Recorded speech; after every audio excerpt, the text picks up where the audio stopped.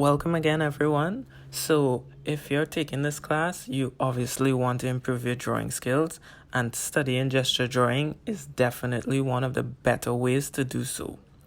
After I spent a few years truly understanding gesture, I felt and saw a leap forward in my draftsmanship. Now, some of you may already know the basic idea behind gesture drawing and what it is, but for those of you who are new to this topic, I'll give you a basic idea of what gesture drawing is. Now, gesture drawing goes beyond just drawing the human figure, but just in this context, I will explain using the example of the human figure. Unlike anatomy, which is the study of drawing the various body parts of the body, gesture drawing is drawing the actions and essence of the pose. Now, when we are working on a gesture, we mainly draw verbs. For example, stretching, dancing, twisting, bending, reading, swimming. We focus on the action of the body and not the individual parts that make up the body. Those new to gesture drawing get caught up in drawing every muscle in the body and trying to copy the reference to look exactly how they see it. Now for this class, we are going to explore all the techniques that will help you see beyond just copying the model and add more life and expression to your pieces.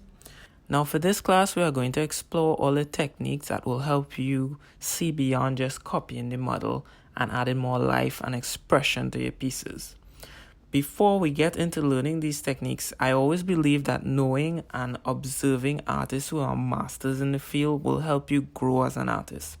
I would like to show you guys some of my influences in the field of gesture drawing who I constantly learn from. So first and foremost, let's talk about Walt Disney. I learned everything I know about gesture drawing from him and his books Drawn to Life. Walt was a teacher at Walt Disney Animation before he passed away. For every class, he would create these insightful descriptions and breakdown of gesture in handouts for his students. I've never come across anyone else who has explained not just gesture drawing, but what it means to be on the artist's journey so eloquently. I would actually recommend that you stop watching this video and get your hands on both his books and read them cover to cover multiple times. If you really want to improve your gesture drawing skills, study his teachings.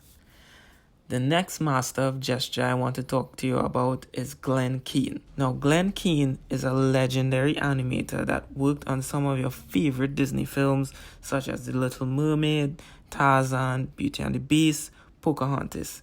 He recently won an Oscar for his directing a short film called Dear Basketball. You should definitely check it out. If for some reason you don't know who he is, you must look at his work.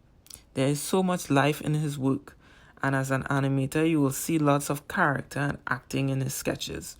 You don't necessarily have to be an animator to admire Glen's work, but I am sure you will take away something from just looking at his pieces. Now, the next artist on my list that you should check out is Milt Call. Now, for those younger artists who are watching this video, I understand if you don't know who he is. Milt Call was one of the most influential animators and part of the illustrious group known as the 9 Old Men. His animation and character designs are always referred to when talking about the legends in animation. He worked on films such as Snow White and the Seven Dwarfs, Pinocchio, Bambi, Peter Pan, etc. His draftsmanship is legendary and you should definitely analyze his work.